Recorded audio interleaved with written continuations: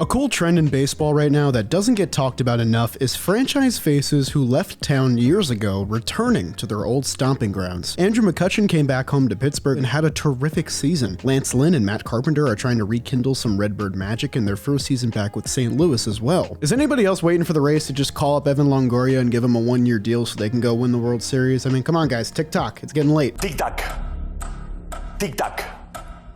Tick-tock. This has been happening for a while, with legends like Ichiro Suzuki and Ken Griffey Jr. returning to the place where they built their Hall of Fame careers. But the thing is, some of the more recent examples aren't just symbolic and for the fans. These guys are contributing and helping their homegrown teams win important games all these years later. So today we're going to look at a few of the best examples I could find. If you couldn't tell by the thumbnail in the video, the best case example of this is one of the most recent and will probably never be recreated again. In 2022, after a half-decade of being known as one of the slowest players in baseball and a legend well past his prime, the St. Louis Cardinals brought one of the best players in their franchise's history back home when they signed Albert Pujols to a one-year deal. He was a three-time MVP, two-time World Series champion, former Rookie of the Year, batting champion, and owner of 469 home runs as a Cardinal. But in the years after his departure, his production fell off a cliff and the narrative around his career changed. His ending numbers as a Los Angeles Angel hovered around league average, and outside of his first few seasons there, Pujols was an absolute liability to his team.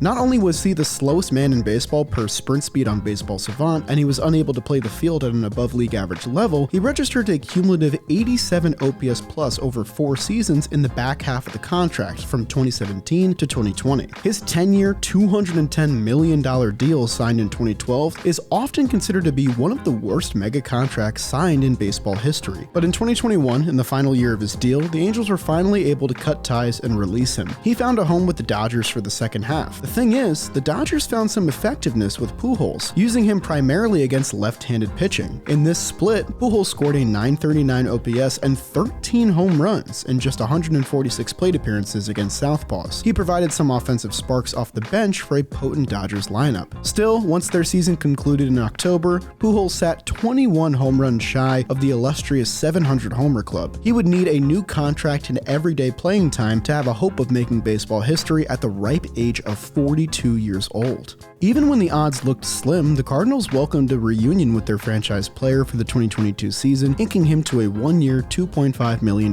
deal. Outside of the sentimental value of having their franchise face back with the team alongside Yadier Molina and Adam Wainwright, there was valid concern as to whether or not Pujols could still be an effective everyday baseball player. Pujols did hit a serious swoon in the following 2 months, hitting just .174 with 2 home runs in 30 games in May and June. Pujols was still sitting 17 home runs away from his milestone with only half the season left. His dreams of chasing 700 were certainly dwindling. But we call Albert Pujols a legend for a reason. As impressive as his career resume is from the first half of it, this retirement season with St. Louis may be the most impressive thing he did in his big league days. Who knows how he did it, but in the second half, the 42-year-old Pujols looked half his age as he turned things up a gear. In July, a .944 OPS and more home runs than the previous 2 months combined. In August, there was a stretch where he homered 7 times in 10 games, scoring a .224 OPS on the month altogether. Entering September, even with this monstrous run from the prior 2 months, he still sat 6 home runs away from the legendary club. He'd need one more good stretch to join the likes of Barry Bonds, Hank Aaron, and Babe Ruth in baseball history. Pujols kept his foot on the gas though, registering more insane numbers in September. With 10 games left in the season, Pujols needed just a pair of bombs to reach the plateau and figured, why not get it all done in the same game against the very team that revitalized the late stage of his career. In an 11-0 trouncing for the Redbirds, Albert Pujols hit 2 home runs to finally enter the 700 home run club and put an exclamation point on what had been an unbelievable return to the St. Louis Cardinals. In 2022, after years of futility, Pujols collected 24 home runs with an absurd .895 OPS in 109 games. His 149 weighted runs created plus in 2022 was the 9th best of any hitter in baseball with at least 350 plate appearances. It was better than Juan Soto, Mookie Betts, and Shohei Ohtani. He's one of just 2 hitters ever with over 20 home runs in a season where they were 42 years old, alongside another member of the 700 home run club in Barry Bonds. Despite a disappointing ending with a sweep at the hands of the Phillies in the wildcard series, the reunion season of Pujols and the Cardinals was nothing short of perfect. After the season concluded, the machine signed his retirement papers with his original squad.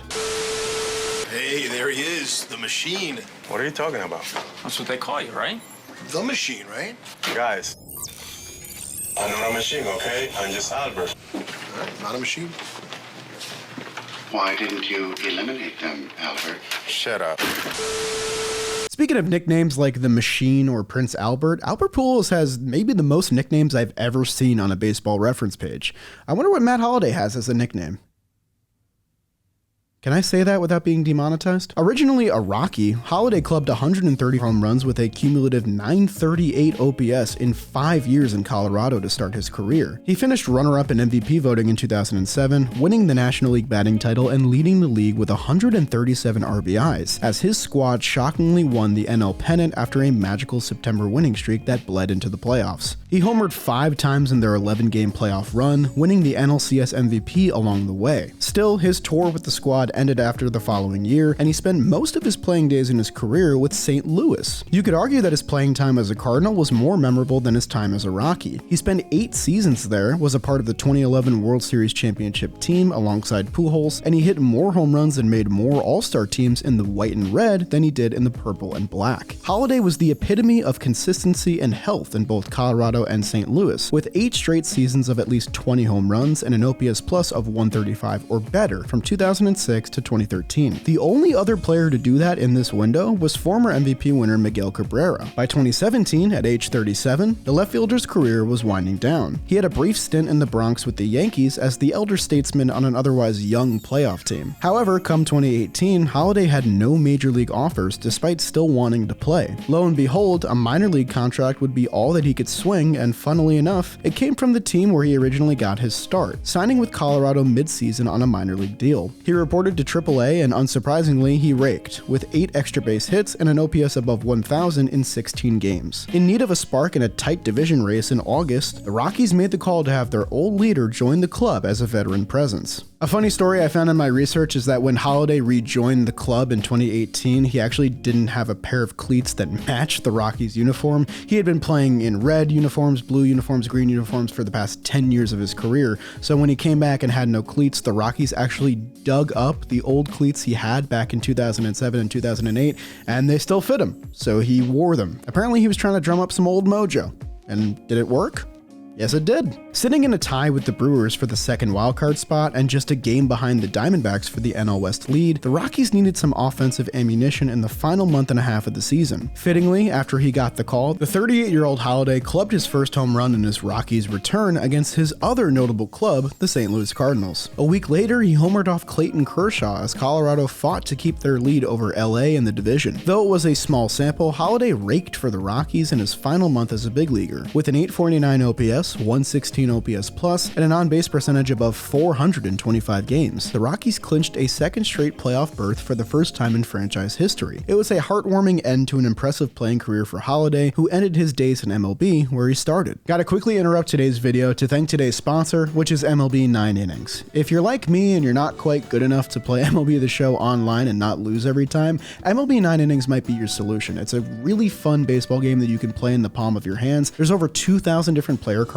for you to build your dream roster, ranging from active players to legends of the game like Mariano Rivera and Joe Morgan and plenty of others. And they have the most up-to-date uniforms, ballparks. So right now you can click the link in my description, download their app right now, and start your new gaming addiction today. MLB 9 Innings is a ton of fun, can't recommend it enough, and thank you to them for sponsoring my video today. Now let's get back to the best reunion tours in baseball history. After starting his career as a 16-year-old playing for the Hiroshima Carp in Japan, Alfonso Soriano came up with the Dynasty Yankees and was an instant darling on a potent roster. After finishing top 3 in Rookie of the Year voting in his first full season, Soriano led Major League Baseball in plate appearances, runs, hits, and stolen bases in his sophomore year, batting .300 and falling 1 home run shy of joining the 40-40 club as a 26-year-old. He would have become the only 40-40 member to accomplish the feat twice, being that he was able to do it 4 years later. He had more hits in his first 2 full seasons than any Yankee Hall of Famer except for Joe DiMaggio and Earl Combs, though he never won the World Series with the club, he was a valuable member of the team atop the lineup at second base before he was abruptly traded to the Texas Rangers in the team's pursuit to acquire MVP winner Alex Rodriguez. In his time with the Yankees and then the Rangers subsequently, Soriano became one of just 8 second basemen in baseball history with at least 4 seasons of 25 home runs or more. The likes of Marcus Semien and Jose Altuve are still waiting to join this list. After his 40-40 MVP caliber season with the Nationals in 2006, he signed the most lucrative deal in Cubs history to that point, an 8-year contract worth $136 million.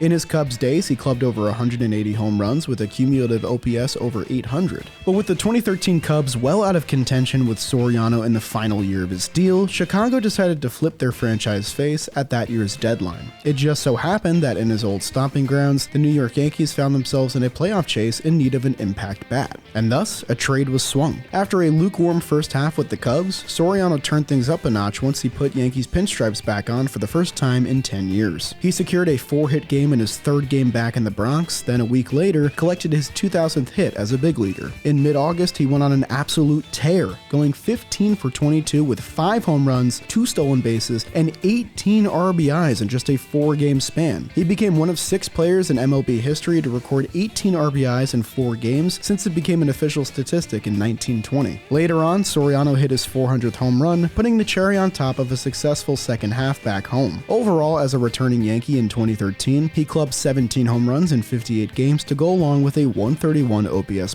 The Yankees won 85 games, but they did miss the playoffs despite the great play of Soriano. And though he stuck around for one more season in 2014, his second half from the year prior was the highlight of his reunion in the Bronx. Last but certainly not least on our list is a speedster that I firmly believe belongs in the Baseball Hall of Fame, as per my channel bio if you missed it. For 9 of the first 10 years of his illustrious career, Kenny Lofton was a Cleveland Indian, and he was a damn good one at that. The only man fit enough to ever challenge Rickey Henderson for the stolen base crown during his career, Kenny Lofton led the American League in swipes 5 years in a row from 1992 to 1996. His 452 stolen bases remain the most in Cleveland's franchise history by a wide margin. In the decade-long window from 1992 to 2001, Lofton batted .303 cumulatively in over 1,300 games with a 111 OPS+, while averaging 48 steals a season, and his stellar defense in the outfield made him a premier threat on both sides of the ball. In the height of the steroid era, Lofton's 52.8 B WAR from 1992 to 2001 was 4th best in baseball, trailing only Barry Bonds, Jeff Bagwell, and Ken Griffey Jr.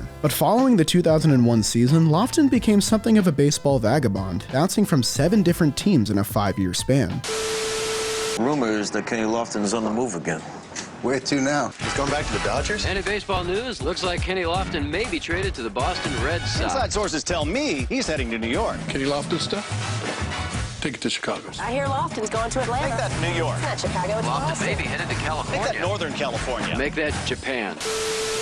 From nearly winning a World Series ring with the Giants in 2002, to watching the Cubs collapse unfold as a member of the team in 2003, to sitting in the dugout as the Red Sox completed the first ever 3-0 comeback in baseball history against his Yankees, Lofton experienced a ton of heartbreak and turnover in the second half of his career. Though he was in his mid to late 30s during this era where he played for so many different teams, Lofton was still the same kind of electric player. He still averaged 25 stolen bases a year and hit right around 300 in a 600-game sample. In 2007, he signed on with the Texas Rangers as a 40-year-old and continued to play well. But with the Rangers out of things in a competitive AL West division, they opted to trade the veteran outfielder, the 6th time he had been dealt in his 17-year career. But for the first time in a while, Lofton landed somewhere familiar. He returned to the Cleveland Indians. As they marched toward an American League Central Division title, Lofton added some much-needed lightning atop the lineup alongside Grady Sizemore in his return, but he saved his best offensive performances for the playoffs. In his first playoff game back with the Indians in the ALDS against the Yankees, Lofton went 3 for 4 in a 4 RBI performance as Cleveland trounced New York 12-3. In the next game, he reached base 4 times with 2 hits and 2 walks, and the Indians eventually cleaned up the series in 4 games. In their ALCS matchup against the Red Sox, Lofton hit safely in each of the first 4 games of that set. In their first home game of the series in Game 3, Lofton clubbed the first home run of his reunion tour, a 2-run blast off Daisuke Matsuzaka that helped the Indians win 4-2 and eventually build a 3-1 3-1 lead in the series. Unfortunately for Lofton, despite his great play, Cleveland squandered the series lead, losing the American League Championship Series in 7 games and watching their championship drought grow another year older. As for Lofton, he called it a career after that rollercoaster 2007 season came to a close. He was inducted into Cleveland's Baseball Hall of Fame, but as for Cooperstown itself, Lofton did not make it past his first ballot. It's rightfully considered to be one of the most egregious Cooperstown snubs in baseball history, and the infamy of his omission to the Hall sparked me to make an entire video about his case, which you should go check out. But in terms of reunion tours, Kenny Lofton and the Cleveland Indians is one of the best. And that'll do it for my list. If I missed out on somebody, make sure you leave a comment down below, and maybe we'll make a part 2 of this video. As always, if you guys enjoy the content, leave a like on the video and consider subscribing to the Jolly Olive channel. I'd really appreciate it. That'll do it for me though, and I'll see you guys next time.